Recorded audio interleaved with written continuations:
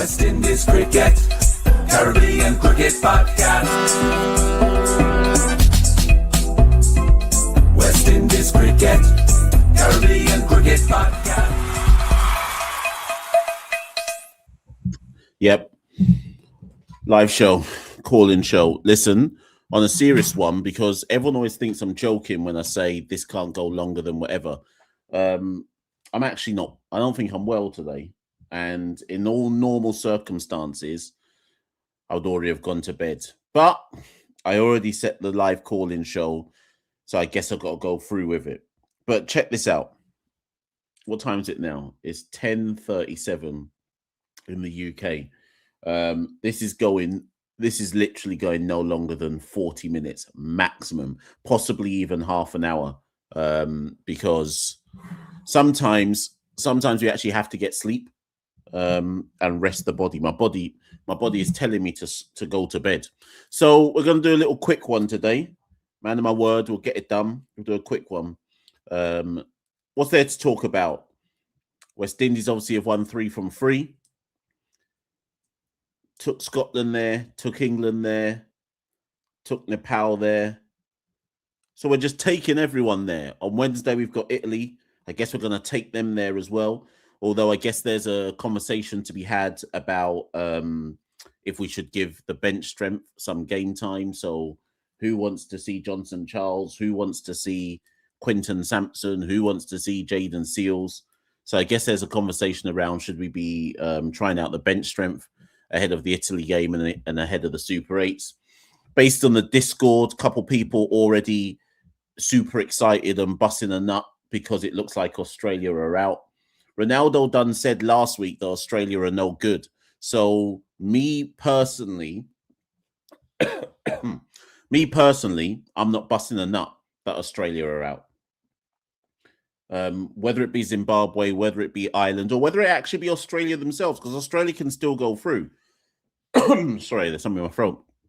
Australia can still go through. If Ireland beat Zimbabwe and then Australia laying down Oman, Australia still might get through. So I think, the range of West Indian fandom, nobody's able to. There's very few West Indian fans that are able to keep a level head when West Indies are playing, or anything about West Indies cricket in general. There's very few people that can keep a level head. It's either very high or very low. It's rare that you just like my personal take on the World Cup thus far is just one game at a time. Like, it's okay to just take one game at a time. Not, I don't know, maybe. And the thing is, maybe I'm a different sports fan to some of you. Like I'm not for example, I don't watch I'm not watching the rest of the World Cup. I haven't watched one game in the World Cup other than when I've only got energy for when West Indies play. I'm not actually bothered about what India and Pakistan are doing. I couldn't have cared less who won out of Sri Lanka and Australia. I don't care about which associate side has won a game. Like, I actually don't care. And maybe that's sacrilegious to say as somebody who purports to be a podcast host and running a cricket podcast. But like, the name's on the tin. It's the Caribbean Cricket Podcast. It's not India Cricket Podcast. It's not Cricket Podcast. It's not Australia Cricket Podcast. I couldn't give not one shit about any other team in the tournament. I'm not wasting my time watching them. I don't support them. I just support the West Indies. And it's the same way I am with football. Like, I support Bromley. I'm not wasting my time watching Premier League football. I don't support none of them teams. I support Bromley, so that's who I focus my time on. So I don't really get drawn into the endless back and forth debate about which team looks like this and who is good and what does that mean. And now West Indies might not play Australia. You've got to beat whoever is in front of you. It don't matter who it is. Like, anyone celebrating that Australia might not be in the Super 8, Zimbabwe could if it's Zimbabwe, they could hand us our ass easily. So it don't really mean nothing to me that it might be another team instead of Australia. You have to beat whoever you have to beat. I'm not here to study which team it might be or who this and so on and so forth and whatever. Take care of yourself first and foremost.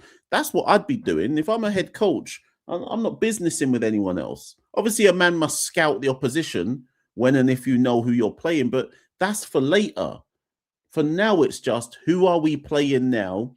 Who do we need to? Who should play against XYZ team? What's the game plan? How are we going to set up? Let's go get that W. That's all I'm interested in.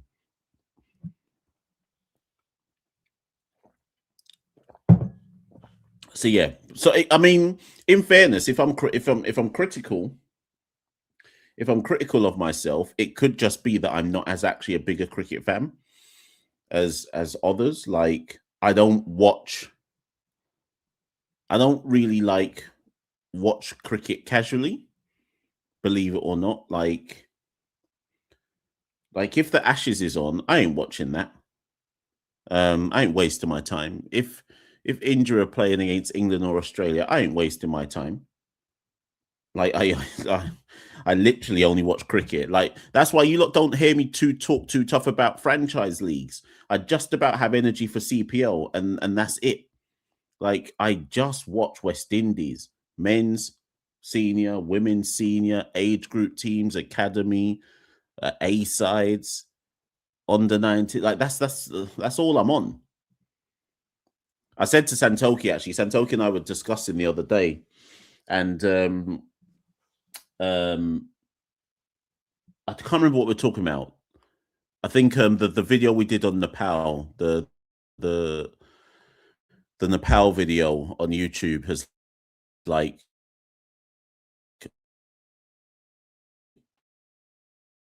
I don't know over 20,000 views or something like that.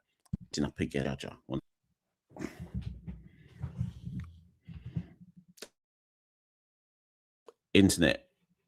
I'm not internet ready. People, something's gone on with my laptop. Flipping useless piece of shit. Right, let me try fix this.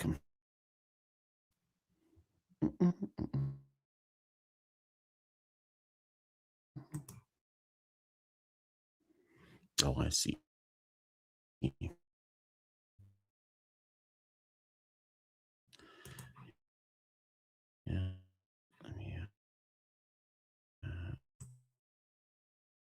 So you know, I was professor. Let's see now.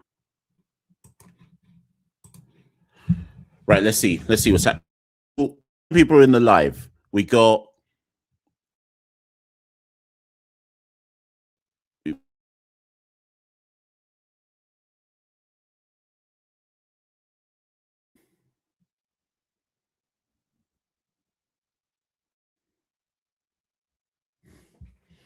I am down horrendous today because someone's trying to sabotage me. So I don't even know what's going on right now. Every time I try and work this thing, internet's down rotten. I'm getting sabotage. What's going on right now? Hold on, let me try. That's what I'm. Yeah, hold on. For real. Let me try and fix this. I don't know what's going on. Internet telling me to go to my bed still. What's really going on right now? Everything was working until about 10 seconds ago. Check this out.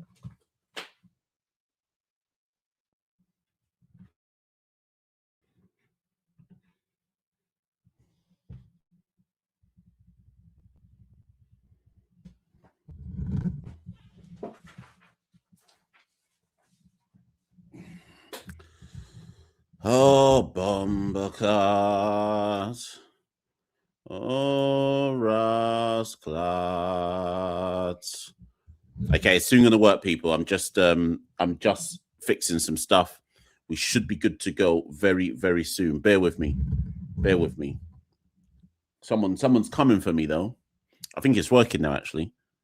I think I'm back. I think I'm back in the game. Ah boy. Ah boy, oh boy, oh boy. I think I'm back in the game, people. Everything's good again. Everything's good. This goddamn computer. Honest, do you know what though? Anyways, let me not talk my business. Let me not tell people what's going on because otherwise they'll say whatever. Right. Links in the chat. Let's get going. Slow start. Under the weather. Who's this now? Do you know another thing? If you're one of those people who sends comments to me, like cussing me about stuff, like get a life in it. Like allow me. I know this is the over 60s, you know, just forever sending me comments. What's wrong with you lot, man? Oh, forever sending me comments wanting to fight me. Pure notifications on my phone 24/7. People just trying to fight me in the comments. Like, this is why I always say that the over 60s, like, you lot got to go. You lot got to go. You're the ones mashing up the cricket. Like, all you do is chat pure fart. Like, this is why the cricket can't go nowhere. Always basing your chat on what you saw back in 1980 something. We don't care about that, cuz. That's 40 years ago. We don't care no more. Allow us. Just forever talking about, boy, and back in my day and this and that, and it weren't like this back in the 80s, and no one cares. Them man mashed up West Indies cricket. They were poor custodians of the game. Mashed it up, and they mashed it up. They mashed it up under their watch. And now they're making up the most noise about West Indies cricket now when they mashed it up under their watch. It declined under their watch. It didn't decline under my watch. When I picked up West Indies cricket, it was already shit. So I know it didn't decline under my watch. I had to pick up the carcass and start talking about this dead carcass. It's the generation above me that mashed it up. And they're doing the most conversation. Allow us, man. Allow us.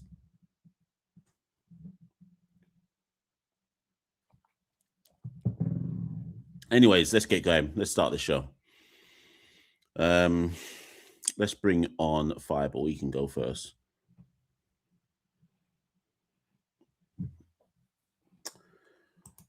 Dre says, Mash, I heard that Case Ahmed is in talk. It's Dre, allow me.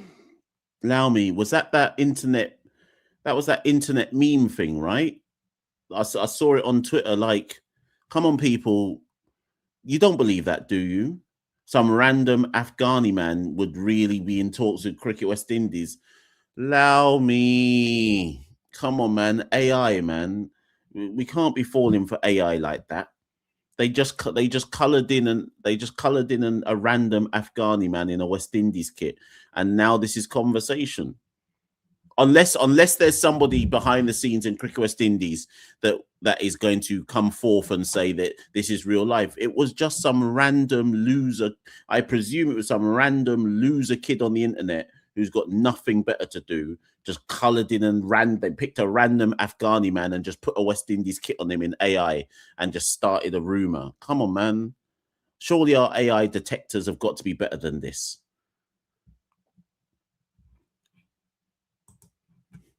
But if it is true, he can come eat a food, yes.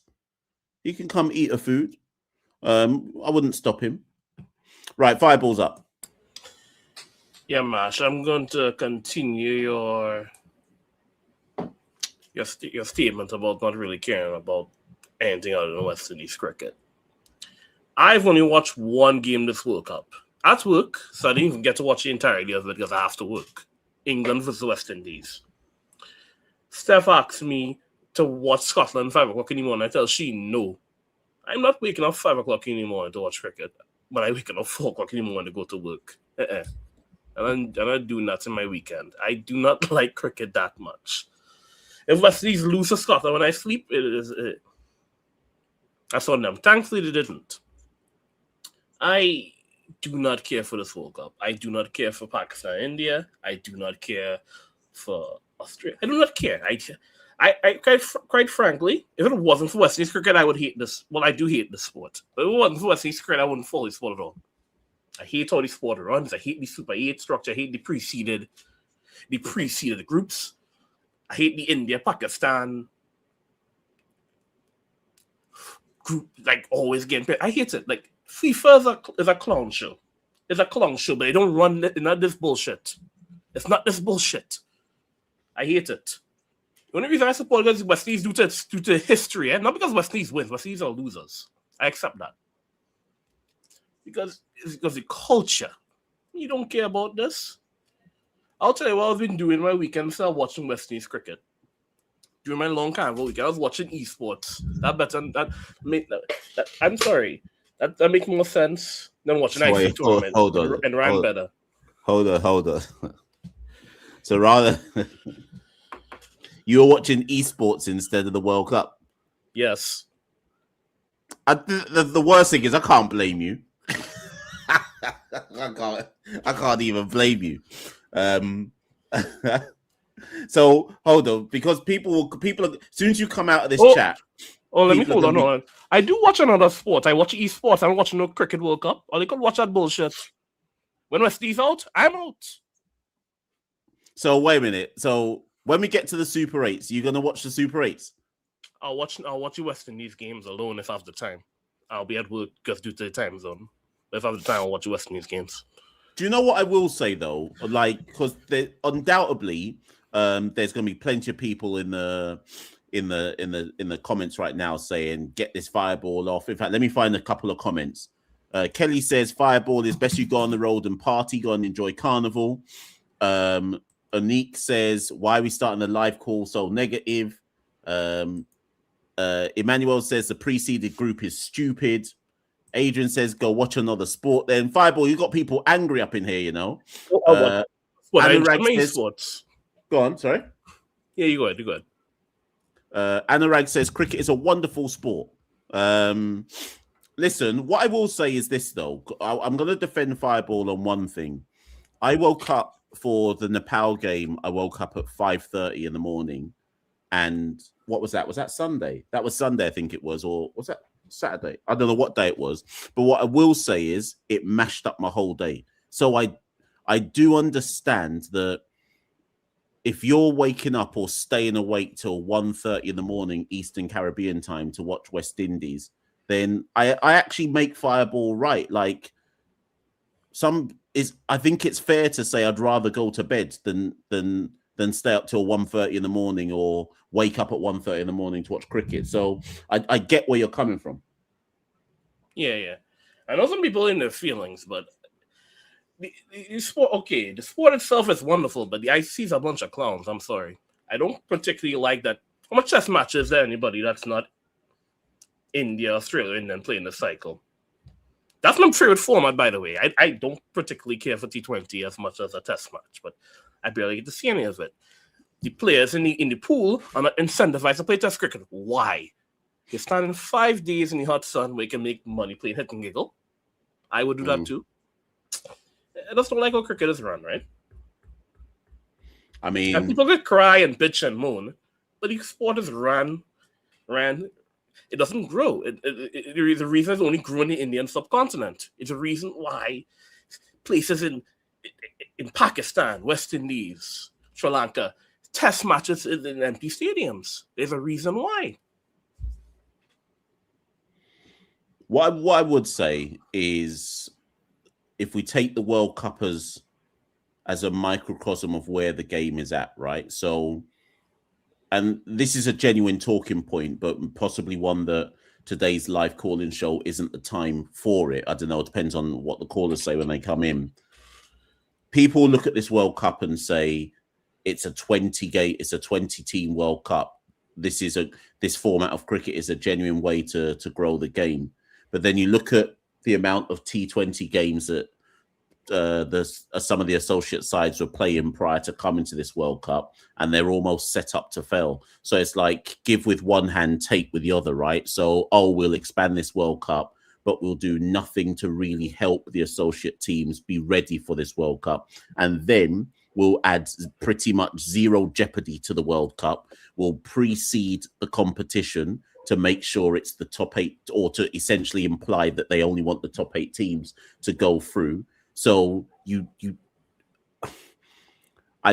you're right in my mind to say that cricket doesn't help itself. And this is why, if you're somebody who's watching this show, whether on replay or you're live now, if you're over the age of 50, you have to understand that this sport could die out.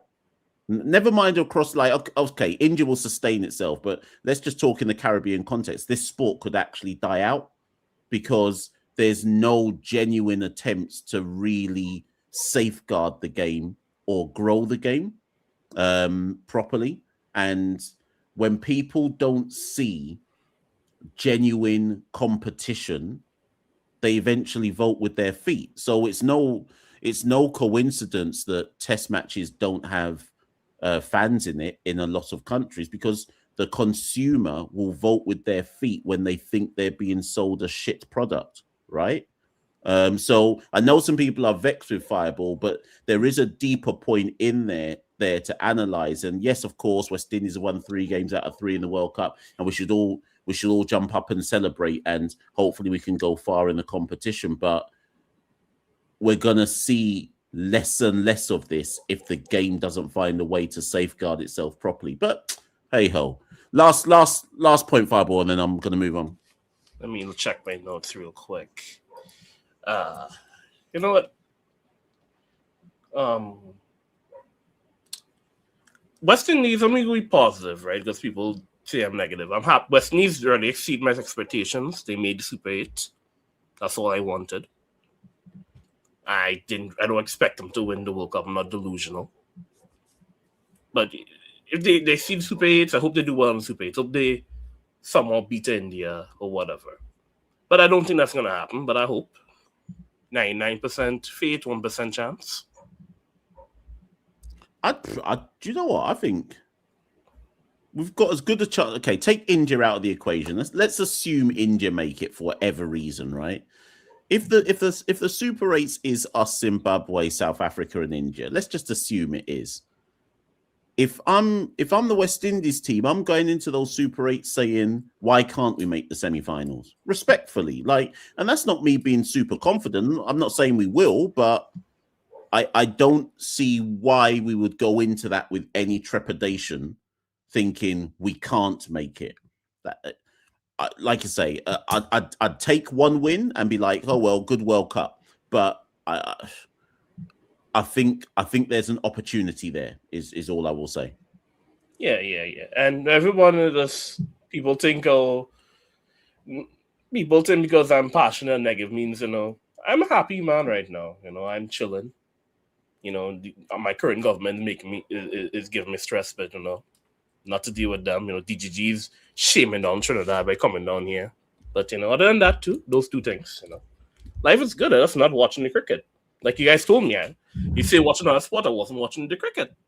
I was watching 5 Brazilian men play a shooting game and win money playing a shooting game. I was watching esports. I was chilling. I was relaxing. Well, Fireball, I'm going to let you get back to those esports. I'm going to go to the next caller, but thank you for ringing in as ever. All right, man. Thanks. No problem. Yes, people. 1 second. Who's next? Aqua is next. Yeah. 270 people in the watch along. Let me just 1 second, people. 1 second, because earlier today, after I did that episode last week about fitness in the Caribbean, and I was cussing man and saying people need to do some strict press and dumbbell curls and this, that, and the third. I'm shamed to admit.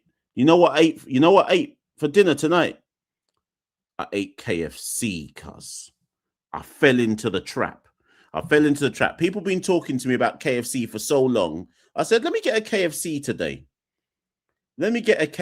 So, but here's the thing, right? 1 second, people.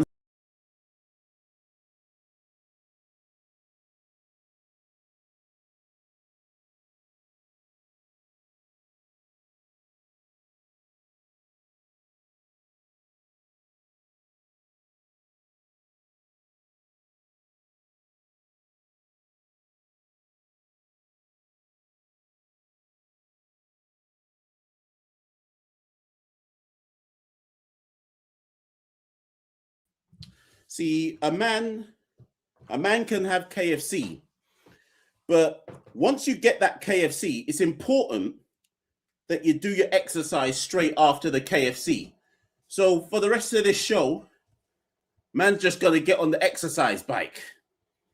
Because when you have the KFC, you need to make sure you work off the KFC. You can't just eat the KFC. You got to work it off. You got to put in that work. You got to make sure you up your calorie, up your burn of them calories. You can't eat 1,000 calories and not burn it off. So this is what everybody in the Caribbean needs to do. Any budding cricketers, you got to get your own exercise bike and you got to burn the calories off. Look at this. Man talking about can't stay in shape, can't stay fit. I got my own stationary exercise bike and I'm putting in that work. I'm putting in that real work. There's no excuse for any West Indian to have their belly hanging over their belt and hanging over the drawstrings or their cricket pants. Because every single cricket man can afford a stationary exercise bike. If I can afford one, you can afford one. So we got to get on the bike. We got to pass the fitness test. Every West Indies player who's watching this, get on your exercise bike. Because we're trying to win a World Cup out here. We got to put in the work. Got to put in that serious work. Who's the next caller? Let me bring on the next caller. I'm putting in so much work. I'm going to talk to the next caller whilst I'm putting in the work. Let me bring on the next one. It's Aqua. Yes, Aqua, what are you saying? Good evening, Mash. Good evening, everyone. The reason why I'm calling in today is because in terms of the recent upturn in form, I'm saying that, like you said in the past, it's down to Sammy clarifying the roles of everyone. That's why I think everybody's clear. And I think from my point of view, I've said this in the Discord, but I think that Mash is probably... Sammy, apologies, has probably followed a blueprint of 2012, 2016 when it comes to the players, because I think that in part he's got spinners who can keep things tight, and he's also looked at such as Moti and Hussein. He's probably using them a bit like he used Badri, because I think they're tightening the runs to some degree, and I think he's using and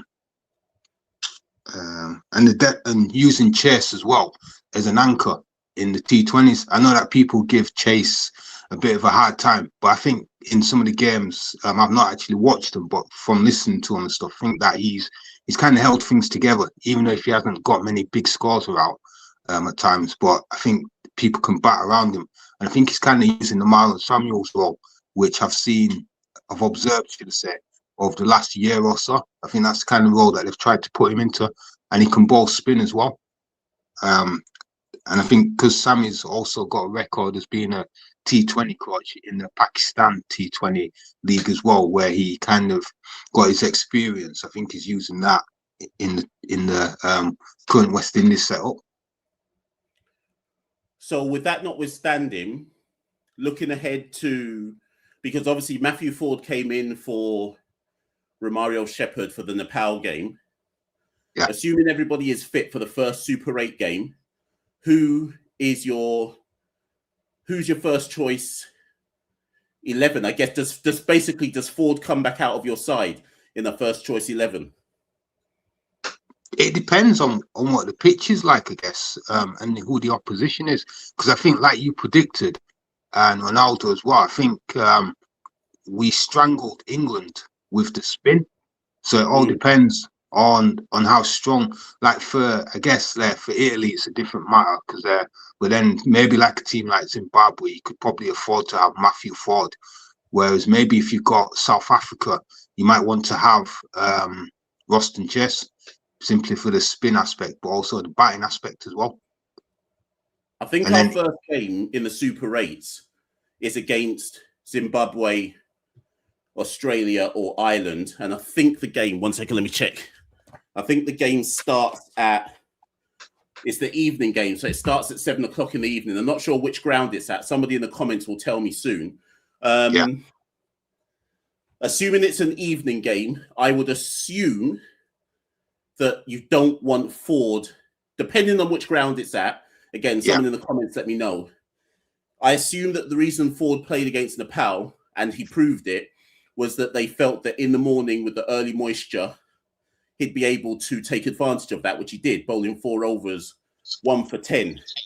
But it implies that in an evening game, that probably isn't the way forward. So do you think it's just as straightforward as if it's late evening, Ford doesn't play and you just go with the 3 spinners and then Holder, Shepherd and Shamar Joseph? It depends who the opposition is, I guess, because that's not.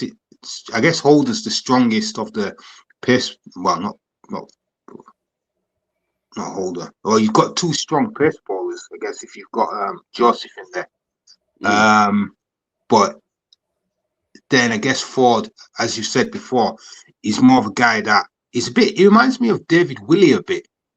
His batting's not as strong as David Willey's, but he's a guy that you bowl him up top, and then after that, he's not as effective if there's not swinging it. So it depends on what kind of pitch. So maybe Roston Chest is probably your safer bet, and then having the seamers around him, because then you've got 3 spinners off, and then you've got 3 seamers as well, and bouncing out the attack. But it seems to me, whoever plays in the bowling attack, we've got quite a good unit. Whilst they're not the best bowlers in the world, as has been pointed out before, I think we bowl as a unit and as a team, and I think that's a strength in itself. I think we haven't bowled like that for a while, because we just don't have the quality of bowler necessarily to do everything. I'm concerned in the death overs. I don't think we've got and we haven't really had a genuine death bowler for a while, and I don't think we've got one now. I mean, Shamar Joseph is trying his best, but he's not. He's still learning the art. And I guess Jason Holder, I don't imagine him as a death bowler, really. He's more of a middle innings bowler type of thing. I guess you could say, though, that we're making do with what we've got. Looking forward to the Super 8s. Let's assume that the Super 8s is Zimbabwe, South Africa and India. What percentage chance are you giving us to get out of that group?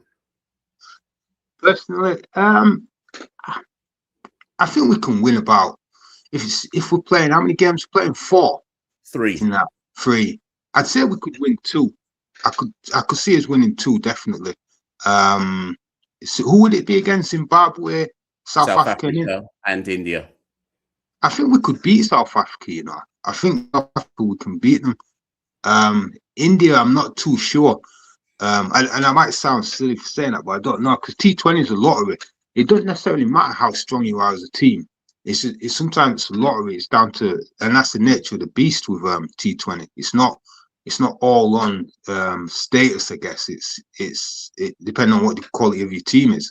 Because if you look at Italy today, they nearly beat, well, not nearly, but they came close to the target for an associate team. So I mean, I would give us a good chance of getting out of the group based on form that was shown so far in terms of our bowling as a unit. And I think putting Hetmeyer at number 3, I think that's been a masterstroke by Sammy, because he's given him responsibility. It's the openers, I think. I don't know if, I mean, this is my view on Shea Hope. I think he should be at number 3. I think he's suited towards coming in rather than going out at the start. I think someone else should be opening, but then that's probably another discussion for someone else. But that's what I'd say, and probably give Brandon King a couple of tries, because I think sometimes as an opener in T20, like in tests, it's not necessarily always going to go your way. So, okay, so I'm gonna let the next caller or whoever else calls in possibly pick up that point about Shea Holt, because people obviously are making comments about the openers and questioning it. I mean, for me, it's only 3 games in. admittedly, there's only 7 or 8 games in a World Cup if you get to the final. But listen, Aqua, thank you for ringing in. I'm going to pick that up possibly with the next caller. No, it's much appreciated. Have a good evening, everyone. Thank you. Bye. Thank you. Yes, people. So far, people, I've cycled. The bike is saying that I've cycled 4 kilometers. How many kilometers have you lot cycled today? Okay, I've managed to host a call-in show and cycle 4 kilometers. Come on, there's no excuse, people.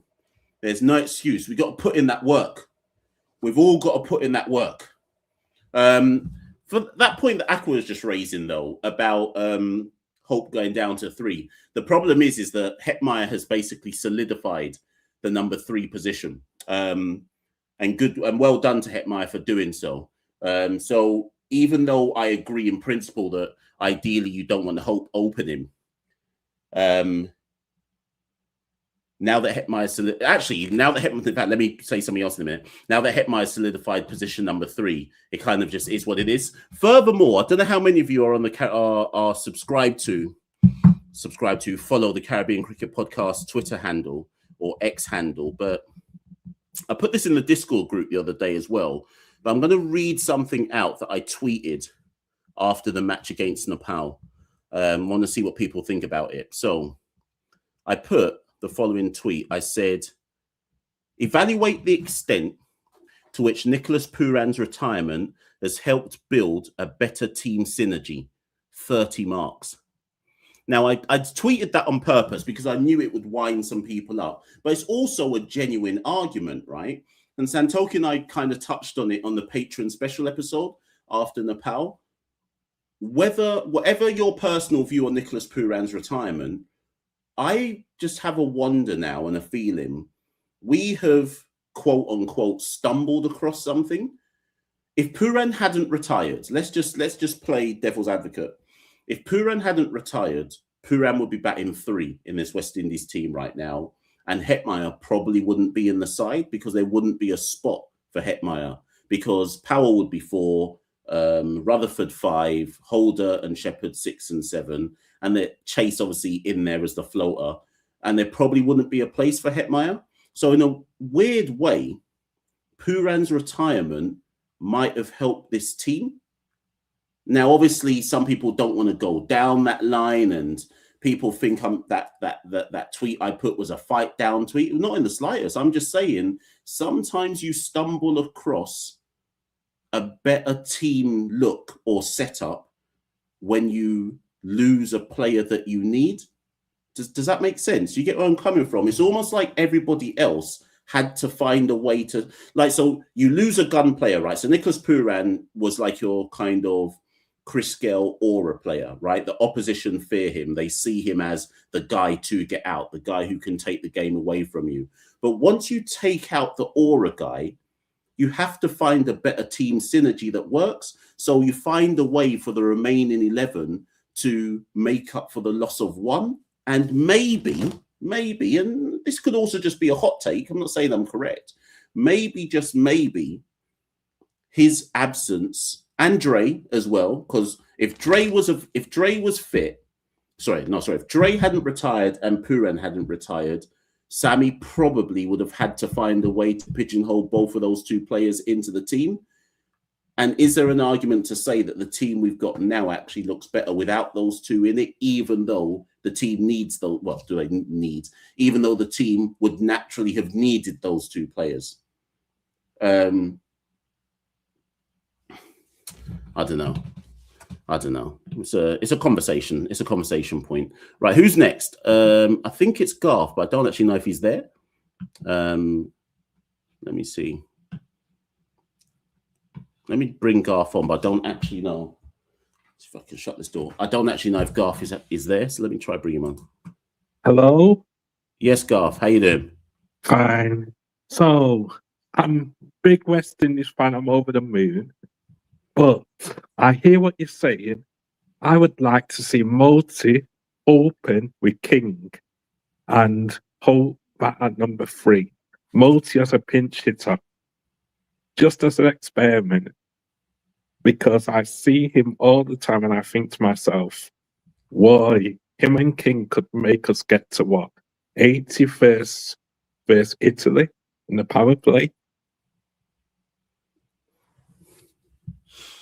So you want Multi to pinch hit, Hope goes to 3, what, and then everyone just moves one spot down? Yeah. You know what? I don't hate the idea. Like I can see the rationale in the idea. If they were going to do something like that, they probably should have started the World Cup doing that. But I can see why, because Multi's wicket ultimately is a free wicket. If you go with the plan that you're thinking of, it's not even like it's high risk, low reward. Sorry, no, it's low risk, potentially high reward, because if Multi gets bowled down inside the first over, oh well, you just bring Hope in as normal, right?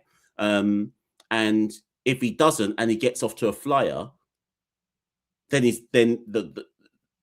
a massive gain for the West Indies. Is this something that you wanted to happen before the World Cup? Yeah, because I was watching when Ford came in as the pinch hitter in a warm-up game, and I thought to myself, why don't Multi? Because I saw him, he can hit 6s and 4s, and I'm thinking it's a right hand and left hand opening partnership. I've seen Multi do it for Guyana Amazon Warriors, so it's not like I haven't seen him do it at the franchise level. But let's be realistic. Do you see Sammy doing anything like that? No. but you'd like to see him do it for the Italy game? Yes. Do you know what? Everyone in the comments, let me know what you think about that. Should we try Multi? I mean, we're 3 games into World Cup, but what's people's views on that? Is that something you'd be willing to see against Italy? I suppose the main reason for me is to talk about one way. So I'm just trying to see if we can get a high one way, make 200 plus or something like that. And what if it didn't work? If it didn't work, then go back to... You never know. Try something different. No other teams has tried pinch hitters. So I thought, why don't we be the trendsetters?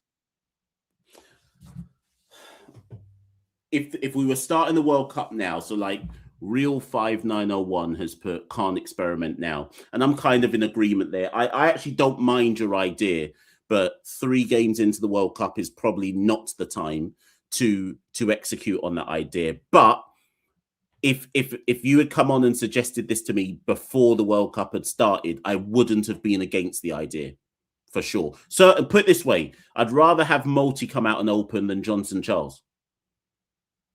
Yeah. So that puts in perspective for me. Any other points that you want to raise?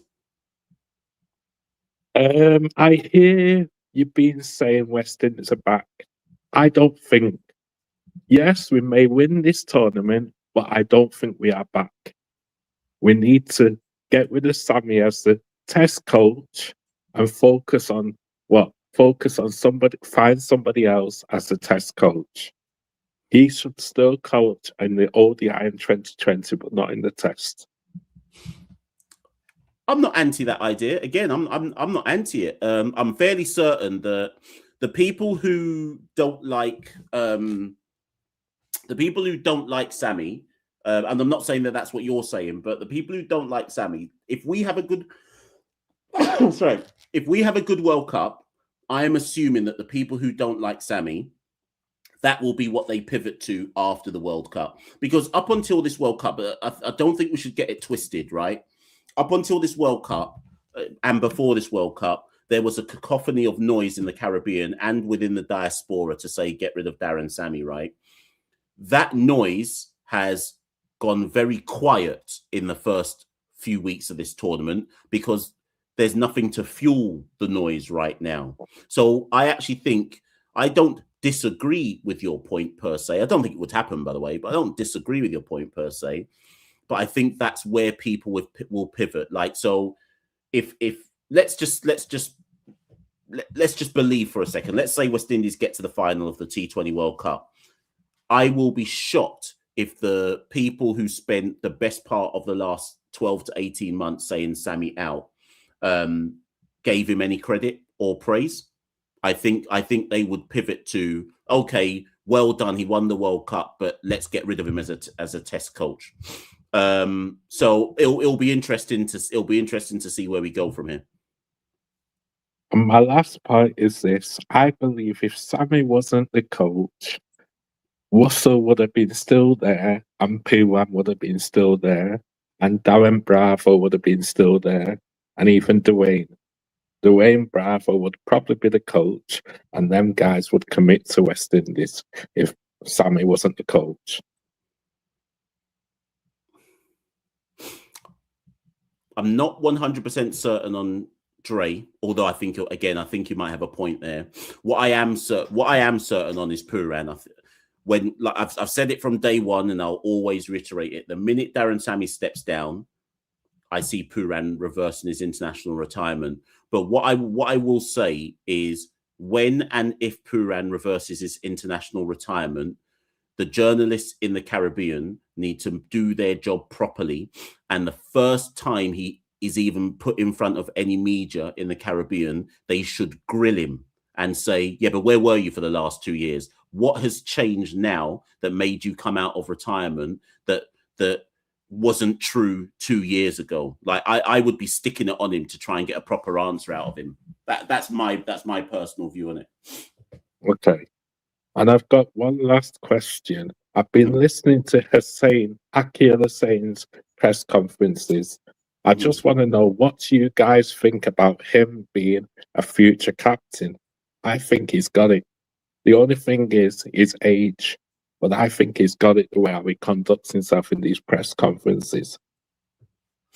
Okay, let me respond to you with this. I think it's more likely that Akil Hussain retires from West Indies cricket to play franchise than he becomes captain of a West Indies cricket team.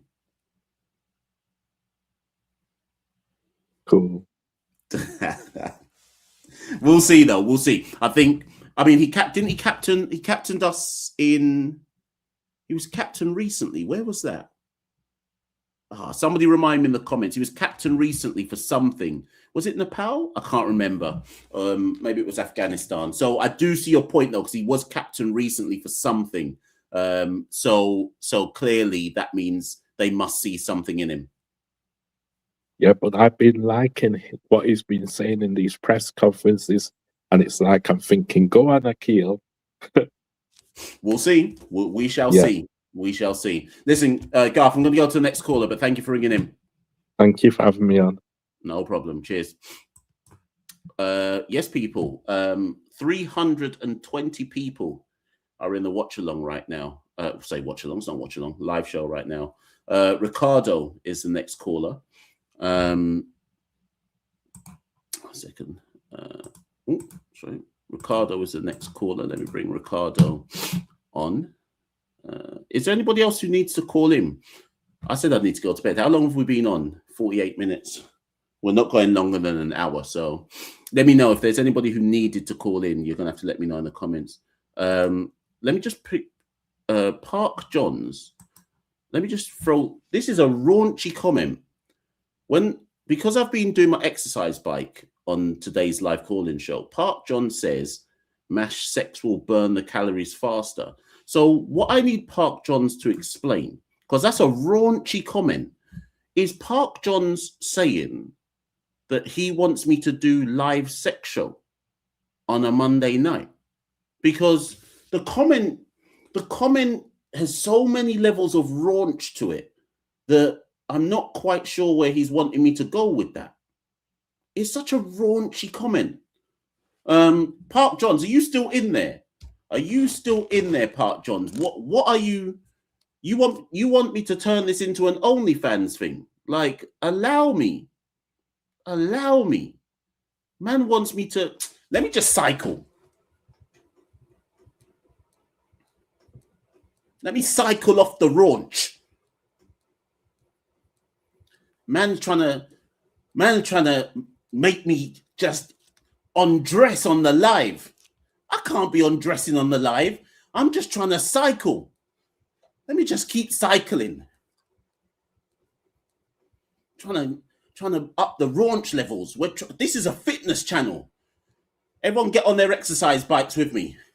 Let me take you through this Peloton activity. Okay, people? In 5 seconds, I need you to increase the speed. Subscribe to the Caribbean Cricket Podcast channel if you want to be part of my Peloton challenges and exercise class. Ready? Countdown on 5. And we're going to go full speed for 10 seconds. 4, 3, 2, 1. Raunch. Raunch.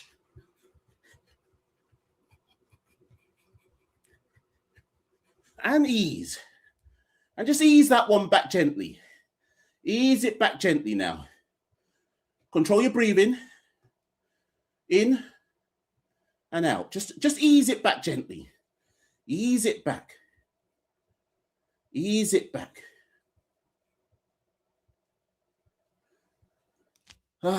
Right, okay. Let's see some super chats. Let's bring them up. Atush says, even if Pooran comes back, West Indies should not take him back. You guys already have Akeem and Holt being the face of the current West Indies cricket team. And him being highly regarded international player will surely inspire new talent. I am out of breath. Let me relax. Let me relax. Okay, I'm back.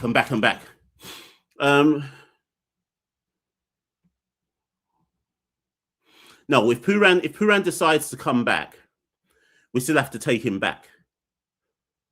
Look, we took Hetmeyer back. Come on, let's keep it a buck. Let's keep it a buck here. We took Hetmeyer back. So why would we not take Pooran back? I'm not in agreement with that. Whenever Pooran does reverse his international retirement, we still take him back. We're not in a position to be saying to him, we don't want you back. Thank you for the super chat, though, Atush. Much appreciated. Keshan says, I won't mention which channel is calling Sammy Blunder Factory, but it's disrespectful and totally annoying. Real fans don't go that far with this disrespect. I'm no fan of Sammy, but show respect. I'll mention the channel. So the person who calls Sammy Blunder Factory is, I actually don't know his name. He goes by, his channel is called Cricket Forum. You're all welcome to go over there and subscribe to his channel. But yeah, so he calls Sammy Blunder Factory. And I just find that quite interesting because I think the other day he was celebrating the West Indies win, and I was thinking, you hypocrite! You've got coin, like, you know that, like, I'm not at the end of the day, well done to him, because at the end of the day, he's created a podcast or whatever it is that he's doing, and he's got an audience, so credit to him. Like, I'm not going to fight down another man's shine. But what I will say is this. If you have got coin and rage baited by calling a man Blunder Factory and making out that everything the man does is shit and he's no good and that's your shtick, right? Keep it a buck. And I always say this about the people who don't like Sammy. Keep it a buck. Don't suddenly change your attitude when we start winning. Like, if you don't like him when we're losing, don't like him when we're winning as well. Like, I don't respect people who can change their opinions like a weather vane. Like, keep it a buck. So I've got a lot of respect for people who are still going Sammy out after 3 wins, because that's something you truly believe in. But if you're like, oh, maybe Sammy is actually all right, then nah, man, stay consistent. That's all I ask. Just stay consistent. Anyways, it's not about him. Good luck to him and good luck to his channel. But it goes back to that point I asked Santoki on one of our Patreon specials the other day, and I'm still yet to get an answer, a proper answer from anyone. If you're in this chat right now and you don't like Sammy, which is fine, by the way, I'm not here to say you must like Sammy, But if you're in this chat right now and you don't like Sammy, like, can you tell me why? I'm still yet to get an answer that makes sense as to why people really don't like him and why he's such a divisive figure to some people. Like, I've never got an answer that makes sense to me. If anyone thinks that they understand why there's such visceral, hatred's too strong a word, but visceral displeasure. Like, I've never understood it. I've never fully got it. So yeah, if anyone thinks they've got the answer to that, I'd love to know. Right, let's bring Ricardo on. Yes, Ricardo. Good night, Mash. So two questions. What if we experiment with Hetmeyer opening the batting, because he used to open the batting in county cricket and on the 19th, so Hope can go at 3. Interesting.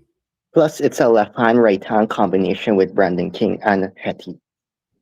Is this something you want? Is this something you want to do now in the midst of the World Cup, or is this something you want to do like after the World Cup? It'll be something I want to do now, because it's like you have a game to experiment with Italy, because you already qualified for the Super 8. So you have nothing to lose in the match, really. So what about the fact that Hetmeyer's playing really well at number 3? Don't you? Where do you stand on the kind of, if it ain't broke, don't fix it? I'm thinking like Hope, in case like an early wicket falls, like Brandon King goes early, Hope could like try and anchor the innings like he does usually when he bats at 3. Like, take it slow. And for my second question, I'm not sure if we win the World Cup, but if we do win the World Cup, would it help West Indies cricket financial situation? So I think I read the other day that the prize money for winning the World Cup is something like $2.5 million US. I don't know how far $2.5 million US goes in West Indies cricket. Given that we've had to cut back on a lot of our expenditure this year, like the T20 Blaze was only what the Super 50 or whatever it was only 3 games long, or 3 rounds long. T20 Blaze was done in a week. We're only playing 5 rounds of first class. Like, there's been a lot of cutback. So I don't know if $2.5 million US really solves anything in West Indies cricket. But I guess what I'd love to believe is that if we won this T20 World Cup, it would allow us to reach out to sponsors and corporate Caribbean and maybe get them involved in some stuff, or them want to be involved. So ultimately winning breeds support, and tends to, like, when sports teams win, you tend to see corporate sponsors want to get involved with that team. So it would allow us to have something quintessentially in West Indies cricket that we could sell to companies and say, why don't you get behind this? So I guess there is a residual benefit to us winning the competition. I mean, it's a pipe dream, but I think there's something residual to it if we can win, and then it almost gives us some leverage to go to the big companies in the Caribbean and say, why are you not behind this team? These are the world champions. Do you get where I'm coming from? Yeah, I get where you're coming from. Any other points? That's all I have. Have you rung in before, Ricardo? No, this is my first time. Big up, because I was thinking, hold a minute, have I heard from you before? But thank you so much for ringing in, man. Always appreciate a first-time caller. No problem. Have a good one. Thank you so much, man. Yes, big up to Ricardo, people. Let's see some of the comments. Let me get off this exercise bike. 1 sec, people. Okay, done something.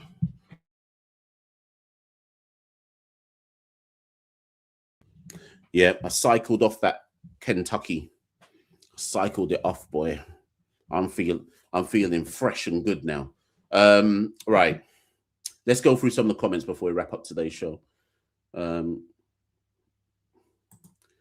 Selector says, I find it laughable that CARICOM had a big meeting to save West Indies, but we can't get a sponsor from Corporate Caribbean. Yeah, exactly. I always find it interesting. So for those of you who are in the Caribbean,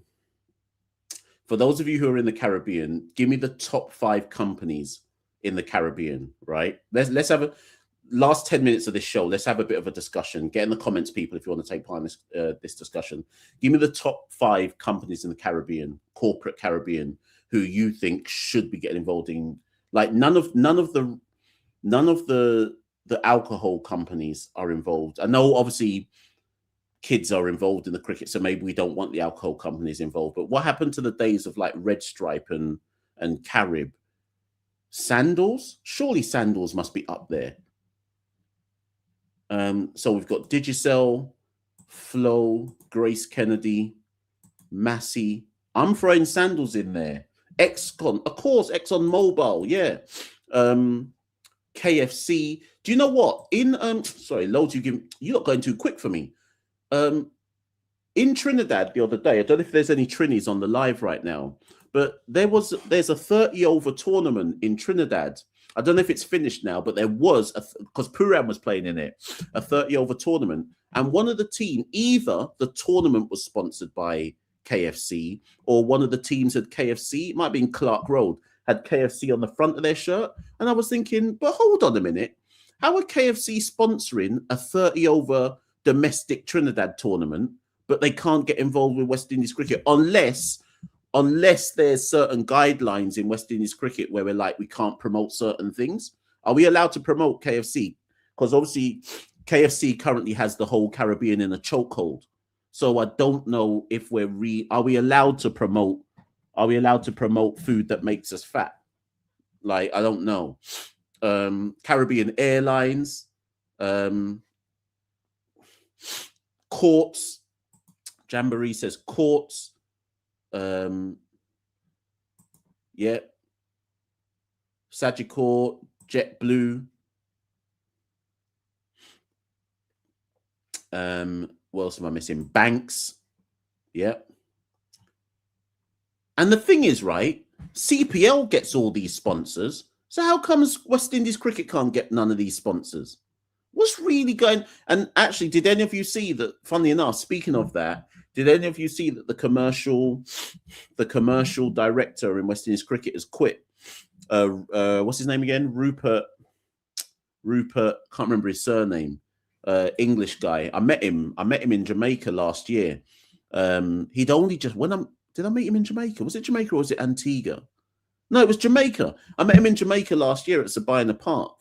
So what's that? That was last summer. So man's quit after 7 months already, you know. After 7-8 months, man's jacked it in and said, yeah, I'm out of here. So even that, I need to do some digging and find out the story behind that. That's the commercial. What was his role? Not commercial director. Let me find out what his job role was again. Rupert Hunter, Chief Commercial Officer. So man quit after 7-8 months. That's the commercial man, right? So what are we doing now? Vanessa says, how is Cricket West Indies reaching out to those companies, or do they expect the companies to come to them? This is what I want to know. Can someone needs to answer the question me. How come CPL can get Massey Republic Bank, all of these different people involved in CPL, but Cricket West Indies can't get the same people? Like, make it make sense to me. Someone explain it to me. I know CPL obviously has audiences and so on and so forth, but West Indies cricket is still West Indies cricket. How comes we can't get it don't make no sense. I know we suck, but still.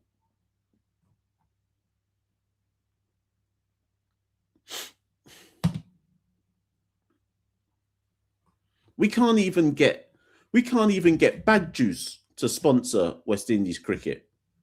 Can't even get Bag Juice or Cheetos, not even a Cheetos or a Bag Juice or some plantain chips.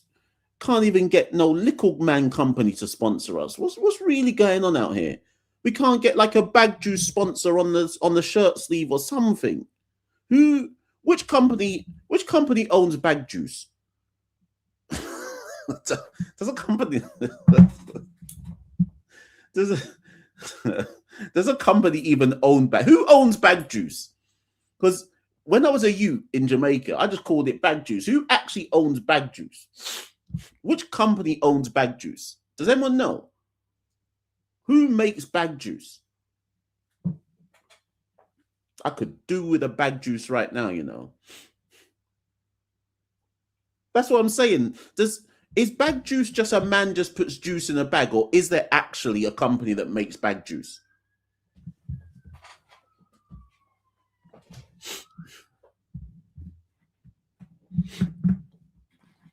I'm reading all these comments. Cow's, is that the name? Cow's bag juice? Is that the name of the company? I didn't realize it. I didn't even know. Is Cow's Caribbean? Is that a Caribbean company? I didn't even know it was Cow's, you know.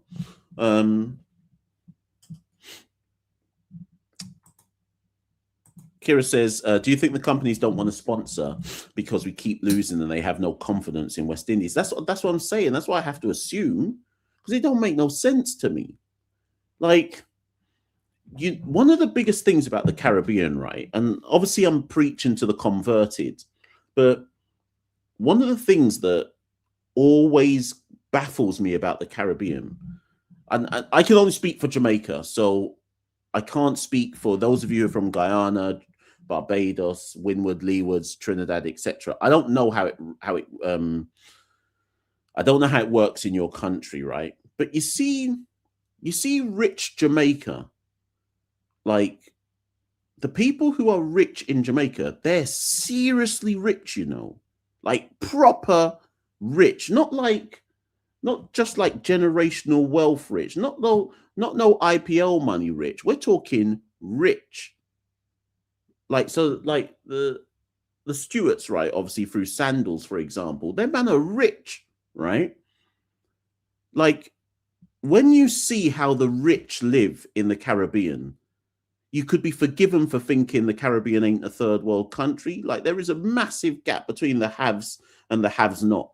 It's, say, in the Caribbean. I'm talking from a Jamaican perspective, and I'm naively assuming it's just the same everywhere else, right, in the Caribbean. And when I see like the rich side of Jamaica, I'm always like, don't tell me there ain't no money in this country. So what do you mean? What do you mean people don't want to sponsor nothing? I don't understand, unless the money they're making is corrupt and they don't want eyes on their product. Unless it's that. Let me shut my mouth, because if I start talking the things, a man will come for me. So let me just actually close my mouth, because I just realized I'm starting to talk the things. So let me just relax. Let me just relax and keep calm and just keep quiet. So a man said, be careful. Exactly. Let me shut my mouth. Anyways, Jamaica is back in CPL this year. I'm sure you've all seen the announcement now. So there's all this kind of talk about some Pakistani company or man or whoever has bought the rights to it. About 6-7 months ago, everyone said that Delhi Capitals had bought the rights to the Jamaica franchise. I kind of feel like if Delhi Capitals had bought the rights to the Jamaica franchise, we'd already know. The announcement would have been just made clear immediately. Whereas all we know from the press releases so far is that Jamaica are coming back to CPL. But they've not announced who owns the franchise. Is it IPL owned? Are the rumors true that it's Pakistani based, etc.? Who knows? So time will tell on that front. And here's another thing, right? Maybe this is a conversation for another call-in show another time. But this morning I was thinking about the fact Jamaica are coming back to CPL. And hear me out, people. Hear me out. And I'm glad Jamaica are back in CPL, by the way. But hear me out. do we have enough talent in the Caribbean to have a 7-team CPL? Like, add in a 7th team. I'm glad there's a 7th team, but does adding a 7th team actually dilute the quality of CPL? And when I say enough talent, I'm talking about domestic talent. Obviously, foreign men are now more foreign men are gonna come and get to eat a food, right? But I actually don't think we can sustain a 7-team CPL, assuming it is 7, right? So at least 2 teams, if not 3 in 2, at least 2 teams in next year's CPL, this year's CPL, sorry, are going to be absolutely horrendous, because I don't think there's enough talent to go round. So when I say talent's probably the wrong word. I don't think there's enough high quality talent to go round to make it overall competitive, particularly if the likes of Guyana and Trinidad and Barbados retain the players they usually retain. That already takes away about over a half of the really good talent in the Caribbean. So it'll be interesting. Hackney says get rid of the Breakout League. I think it's gone already, hasn't it? It's not happening. Like they said, they don't have the money to run that again, I don't think. Mohammed says Jamaica's been bought by a Houston-based Pakistani businessman known as Kingsmen. That's what everyone's saying, but no, I've seen no written confirmation of that. So I'm going to just hold my fire on that particular line of argument for now. There was a couple more comments I wanted to look at, and then I'm going to my bed. Keshan says, Mash, what happened to the political spin-off? Yes, CCP Unleashed. That's my fault, people. I had it all planned, all good to go. And actually, let me take some of your opinions, because I've been speaking to a couple of people about CCP After Hours or CCP Unleashed, whatever we're going to call it. For those of you who don't know, there's 336 of you in the live right now, so not all of you probably know. CCP Unleashed, CCP After Hours, whatever it's CCP After Dark, whatever we call that show, is a show for me to be able to talk about topics that aren't cricket based. As some of you know, I teach politics in my day job. So I have knowledge of stuff, right? But I've spoken to a few people, and some people have said that I should be creating a separate YouTube channel, whereas my plan was to drop that stuff on this channel, but just in a different playlist, because I can't be asked to create I'm an uncle out here. Like, it was hard enough for me to create one channel and know what I was doing. I don't know if I've got the energy to create a brand new channel with brand new, like, channel art, a theme tune, etc., etc. And so that's what's holding it all up, because I'm just trying to work out, do I create a brand new channel and build that up and call it After Hours, After Dark, CCP Raunch? I don't know what it's going to be called. Or do I just put it on the CCP channel? I don't know, people. Let me know. Email me. Let me know what you think I should be doing. Charlie says calling it After Dark is crazy. Mish says no to the political spin-off. I hear you, but the reason why I'm saying yes to the political spin-off is because cricket isn't the only thing that interests me. And people who don't want to watch it don't have to watch it. Like, I'm not forcing anyone to watch it. If you don't like it, don't watch it. You have to remember, right, on social media and anything like that, no one forces you to click anything. If you click something and don't like it, that's your fault, because no one didn't tell you to click it. Vanty Williams says, Mash, do you have political aspirations, Prime Minister Mash? I do think I would love to get involved in politics, but I don't think I'd get very far, because I think, you know how, like, when politicians, when you stand, whether it's at the local level, national level, whatever it is, you know how, like, people go and search you online to try and find something scandalous that you said. If I ever do get into politics, my attitude would be as follows. I've always said this. there is plenty of stuff out there that I have either tweeted, or you could go back to any of a number of CCP videos where you could easily go, this man said once upon a time he said this. Like, they could find a CCP video where I made some comment about raunch, right? And they could play that on TV and say, how can this man stand for a member of parliament when he said this? But my thing is this, right? I would never apologize. And this is what I always teach people. Never apologize for anything that you've ever said in the past, right? You have to stand on business and say, yeah, I said that. You have to say it with chest and say, yeah, I said that. Now what?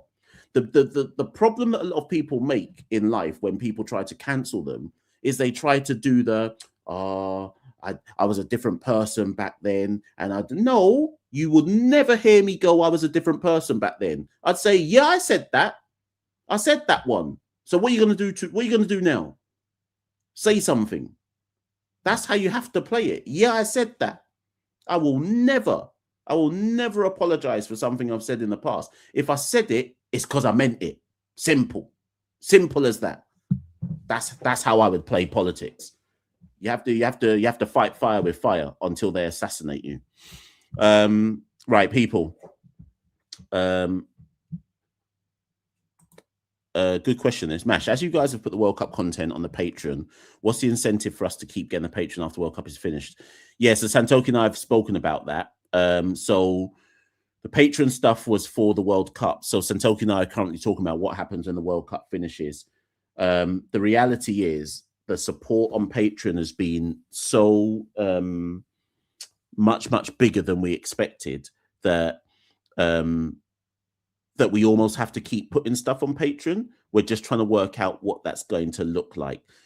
Don't take my word for it, because we haven't actually formalized what we're going to do. But if you're asking me right now, I think what we plan to do is that, let's say if in a week we did 2 videos or 3, you can expect that at least one of them is going on Patreon. This is after the World Cup, because it doesn't make sense to suddenly say to everyone because some people who signed up as Patreon signed up for the year, like, and we have to reward those people, right? They supported the movement, they backed the movement. So we're gonna keep giving Patreon people some stuff and some exclusives and just see how it goes. Like, the worst that can happen is that people go, yeah, this sucks, and then we have to adapt, right? So we'll see. Right, I think I'm gonna stop there. Have I missed any more comments? Sorry, people, I'm just trying to pick the best of the comments. Still over 300 of you in this live call-in. Big up yourselves. I can't believe you just see. This is why I think CCP After Hours would work, because there's 300 of you just listening to me chat shit. Should have gone my bed a long time ago. Philip says, good night, Mash. Good night, Philip. I always missed your calling program. I follow your show. Keep up the good work. Thank you for the support, Philip. Much appreciated. Big up the West Indies. Here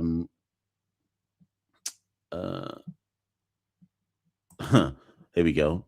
Ali Anna Bowen says, thoughts on the 3 guys that got struck by the USA in the Caribbean Wars. So was there a new one in the last few days?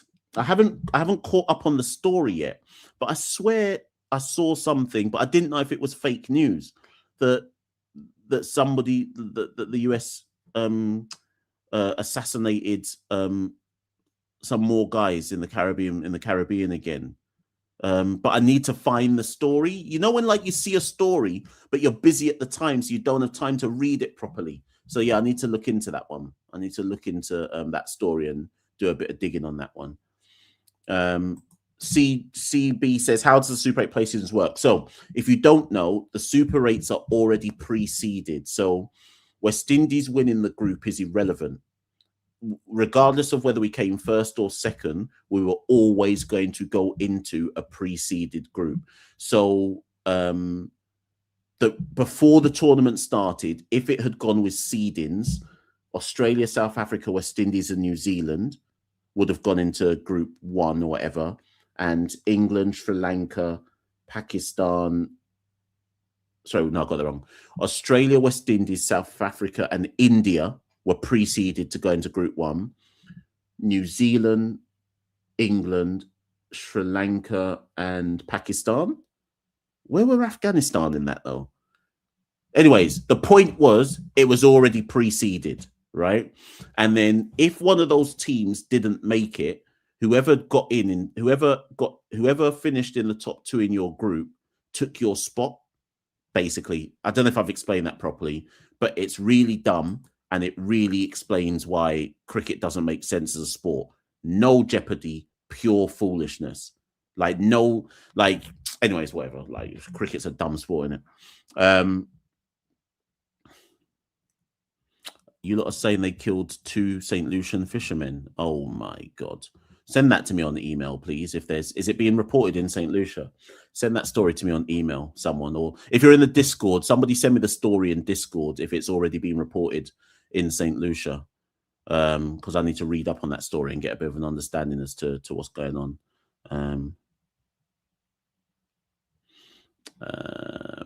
Right. Can West Indies afford to experiment versus Italy? Everyone's expecting them to do so. I'm not altogether sold on the idea. Look at this. I'm playing Football Manager at the same time, people. And one of a 19-year-old player in my team has just requested to leave, is unhappy with his current contract. Look at this ungrateful piece of shit. Let me offer man a contract. He's trying to duck out of my team. These younglings, man. Right, okay. Let me wrap this up, people. Yeah, let me get out of here, people. Right, thank you so much. Thank you so much for coming on the live show today. Anyone who did, thank you for calling in. Fireball, Ricardo, Garth, Aqua. Have I missed someone? I might have missed someone. I don't know. Thank you so much for calling in, people. In terms of what else is coming later on this week, I'm doing we are doing a watch along for the Italy game on Thursday. Remember, West Indies women are playing as well. They've got an ODI against Sri Lanka on Friday and Sunday. And I'm trying to secure an interview. I won't say who with. Yet, but I'm trying to secure an interview. Hopefully, I need to just try and secure that. So there's emails going back and forth. It's someone who's not been on the show before, obviously linked to West Indies cricket. Potentially, there's a CPL-related interview coming up as well. So look out for that. I don't know if they're going to land this week, but I'm definitely trying to sort them out in the background. And that's ever, people. If you're in the Discord or Patreon or whatever, and there's something that you want me to cover, don't hesitate to let me know. Like when I did that top 5 commentators thing, that was never my idea. Somebody on Patreon suggested it and said, I want you to do a show on who your top 5 commentators are. So if there's anything that you want us to do a show on, do put them in the comments and we'll try to get around to it. But people, listen, I'm out of here. I've got to go. I've got to get up at 6:45 to go to the gym. Atush says we wait for the day you get Sammy. I interviewed Sammy in Ireland. That's on the go to the YouTube channel and scroll down to about 6-7 months ago. I managed to catch Sammy in Ireland for an interview. It was only 8 minutes long, but we touched base. In Ireland. So hopefully I can get him for a longer interview at another time. But I did speak to him then. Right, people, listen, I'm out of here, people.